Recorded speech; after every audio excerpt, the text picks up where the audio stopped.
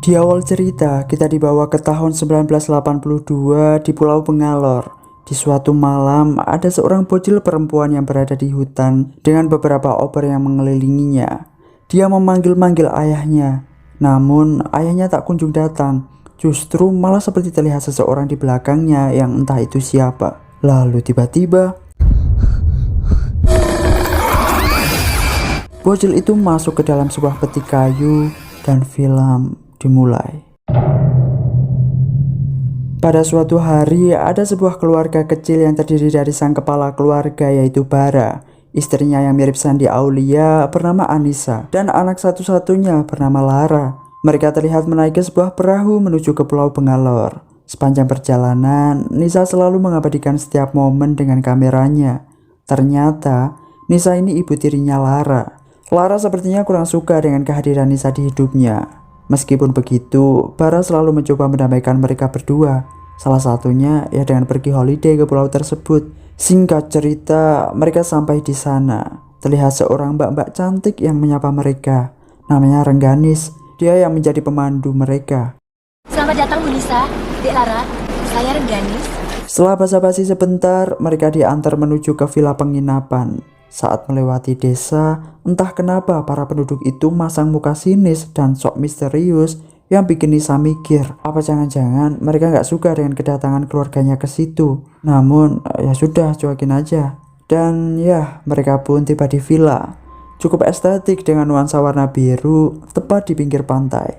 Mereka masuk dan ya dalamnya banyak sekali pajangan-pajangan khas pantai. Saat Nisa dan Bara diantar ke kamar mereka, Lara malah salvo ke sebuah peti kayu di bawah meja. Tapi saat dia dekati, tiba-tiba Rengganis datang dan nganterin dia nyusulin bapak ibunya. Mereka pun makan siang, terlihat banyak sekali makanan seafood yang menggugah selera. Nisa sangat semangat menyantapnya, karena cemburu lihat ayahnya bersenda gurau dengan Nisa. Lara langsung bad mood dan pergi ke kamarnya. Ayahnya nyusulin dia dan terus membujuknya supaya bisa nerima Nisa sebagai mamah barunya. Akhirnya mereka main ke pantai. Rengganis kemudian pamitan. Dia bilang rumahnya di sebelah timur, agak jauh dari pulau ini, karena katanya dia suka menyendiri. Sesaat kemudian ada seorang misterius yang bersembunyi di balik rerumputan mengawasi keluarga Bara. Orang itu terlihat bungkuk dengan seekor anjing kesayangannya. Bahkan saat malam hari pun orang itu masih saja mengintai mereka. Sedangkan di dalam, Lara masih saja belum ikhlas dengan kepergian ibu kandungnya. Dia terus memandangi foto itu hingga ketiduran. Tapi tiba-tiba saja,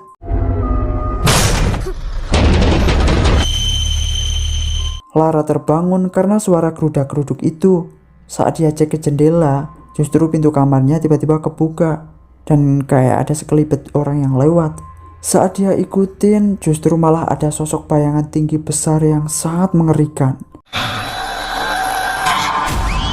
Bara dan Nisa yang lagi pacaran di luar langsung masuk karena dengar cerita Lara dan segera menenangkannya. Esok pun tiba, Lara dan Bara terlihat asik bermain bola di bibir pantai. Nisa ke sana dan bilang ke Bara kalau dia mau bikinin es buah kesukaan Lara biar Lara bisa suka sama dia. Percakapan itu berujung candaan yang bikin Lara cemburu dan langsung pergi tanpa mereka sadari. Saat cukup jauh dari mereka, Lara lihat ada bunga cantik di pinggir pantai. Tapi saat dia mau petik bunganya, Lara ngelihat orang aneh itu dan langsung teriak. Orang tuanya pun datang dan bilang kalau Lara mungkin cuma salah lihat, karena saat mereka datang orang itu udah pergi. Malam pun tiba, Nisa yang mencoba mendapatkan hati Lara dengan bikinin es buah masih saja salah. Katanya Lara gak suka buah. Dia malah lari ke kamar. Nisa ini semakin gedek ya guys, karena apapun yang dia lakukan selalu salah di mata Lara.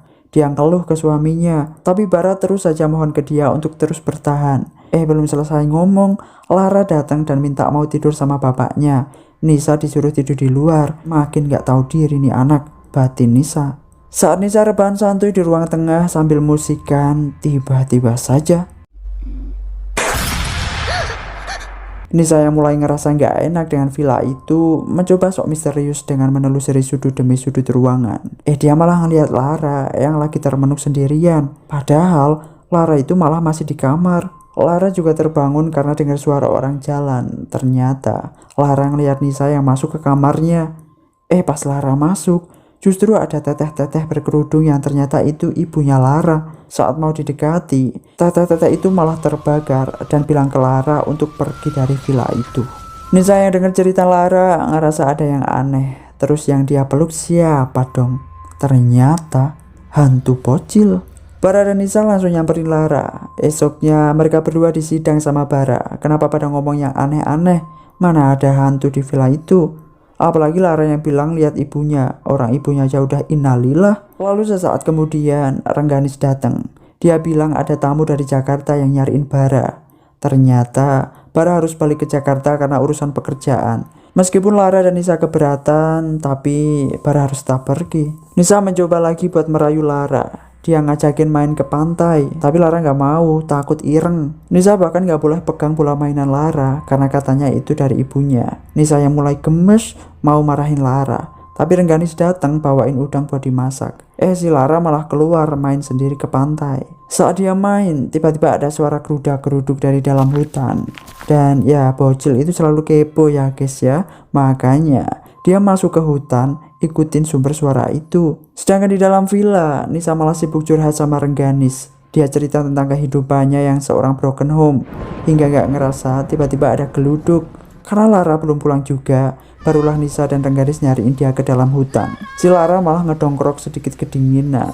Lalu tiba-tiba saja datanglah si Bungkuk yang justru malah bilang ke Lara buat pergi. Akhirnya Nisa nemuin dia dan ngusir si Bungkuk.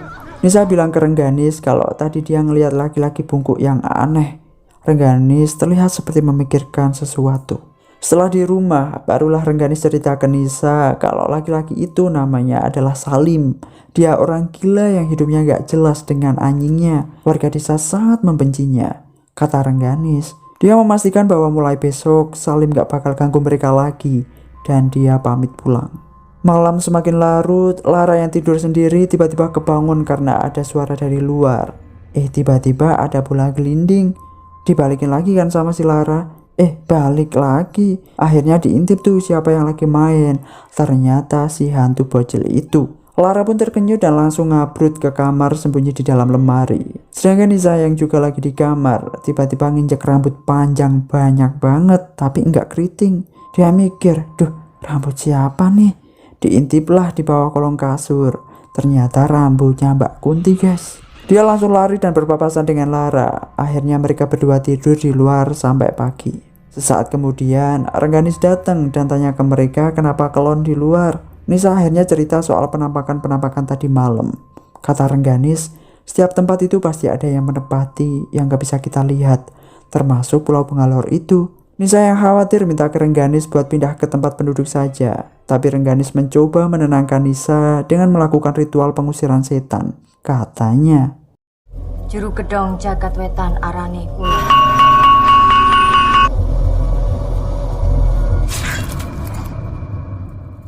setelah ritual selesai, Nisa menidurkan Lara dan sepertinya hubungan mereka berdua sudah mulai bagus. Mereka berdua sekarang saling bertukar cerita. Keesokan harinya, Nisa bangun kesiangan. Dia dibangunin Lara yang kelaparan karena nggak ada makanan. Soalnya Rengganis hari ini nggak datang, entah kenapa. Ya sudah, mereka berdua pun pergi ke pasar buat belanja. Tapi justru orang-orang malah kayak menjauh dari mereka tanpa ngobrol sepatah kata pun. Nisa dan Lara yang ngerasa terintimidasi memutuskan untuk pulang. Dan mereka makan seadanya. Sambil makan mereka curhat. Apa jangan-jangan ayah mereka sengaja ninggalin mereka berdua di situ? Entahlah. Namun saya yakin dia nggak datang-datang karena lagi hujan badai. Mereka yang khawatir hantu itu datang lagi akhirnya tidur berdua. Di tengah malam, Nisa kebangun dan ia ke kamar mandi. Gak lama kemudian, Lara juga kebangun nyariin Nisa. Lara dengar suara aneh dari peti kayu itu. Ia langsung lari terbirit-birit ke kamar. Sedangkan Nisa terkunci di dalam kamar mandi. Saat Lara sembunyi di dalam selimut, justru ada hantu emak-emak rambut rontok yang tiba-tiba ngeloni Lara. Lara langsung lari ngibrit dan tubrukan sama Nisa yang udah bisa keluar dari WC. Pas mereka turun mau kabur, tiba-tiba ada emak-emak lagi dengan muka cemong-cemong bedak kayak bayi habis mandi dan rambut jabrik. Nisa dan Lara pura-pura takut. Si Bungkuk tiba-tiba datang bawa api dan nyuruh mereka buat pergi, biar dia yang melawan si jabrik. Nisa dan Lara minta bantuan ke warga, tapi nggak ada satupun warga yang keluar rumah. Akhirnya mereka pergi ke rumah Rengganis. Rengganis juga sepertinya nggak ada di rumah. Saat mereka mau balik, Lara nemu foto Rengganis sama ayahnya. Waduh, ada hubungan apa ya? Bukan cuma foto dengan Bara, Rengganis juga foto bareng warga kampung dengan seorang anak perempuan yang entah siapa, bahkan dengan si bungkuk alias Salim. Saat Nisa sedang fokus ngeliatin foto-foto itu, Lara ngeliat seorang emak-emak berkerudung biru. Karena dia itu bocil kepo, diikutilah sama dia tanpa sepengetahuan Nisa.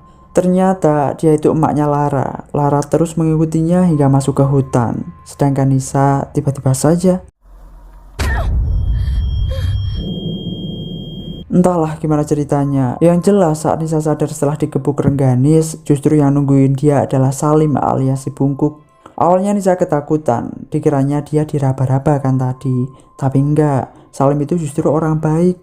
Dia cerita semuanya ke Nisa, bahwa sebenarnya pulau itu adalah tempat di mana orang-orang menjual jiwanya untuk iblis dengan cara menumbalkan orang yang paling dicintainya. Sama halnya dengan Salim, dulu dia sangat malu dengan kondisinya yang bungkuk serta ada pentolnya.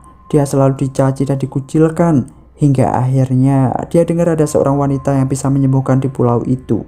Namanya Rengganis. Dia menuruti apa kata Rengganis dengan menumbalkan anak perawan satu-satunya. Ternyata anak kecil yang di sini awal tadi adalah anaknya Salim yang hendak ditumbalkan. Dan tumbal itu bukan untuk kesembuhannya, melainkan untuk keabadian Rengganis supaya awet muda tanpa oplas dan tanpa skincare.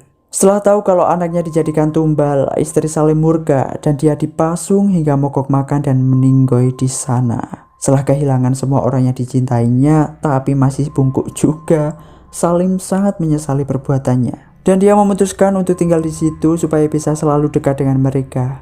Dia selalu ingin menggagalkan usaha Rengganis, namun dia nggak cukup kuat. Bahkan pada malam itu, anjing si Salim yang namanya Tumang tewas dihabisi oleh Rengganis.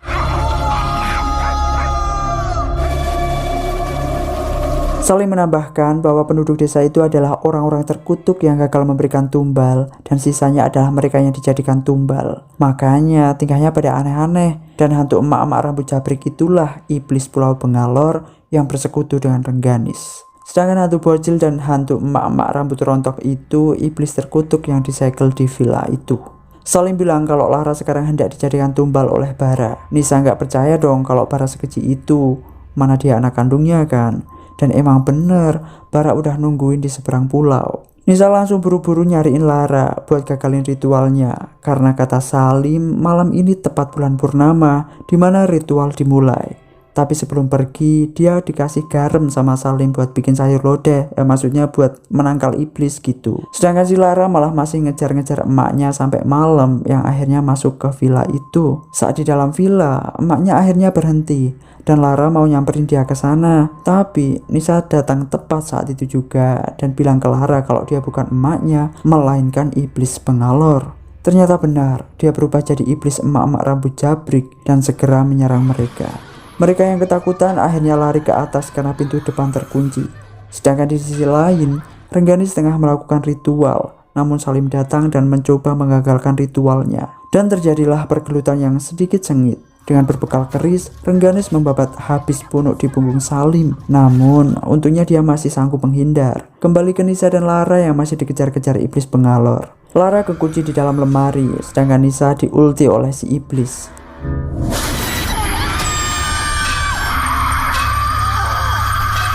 Lalu saudara-saudara, dengan perlawanan yang kuat, Salim berhasil mengambil alih keris itu dan mencobloskan tepat di leher Rengganis.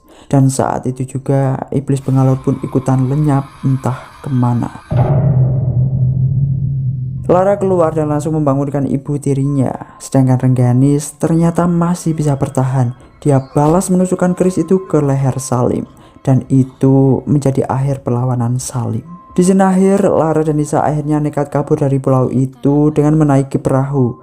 Dan bisa kita lihat, Bara, Rengganis, dan para pengikutnya masih berdiri kokoh untuk melanjutkan ritual penumbalan iblis. Dan sampai jumpa di film Perjanjian dengan Iblis Season 2.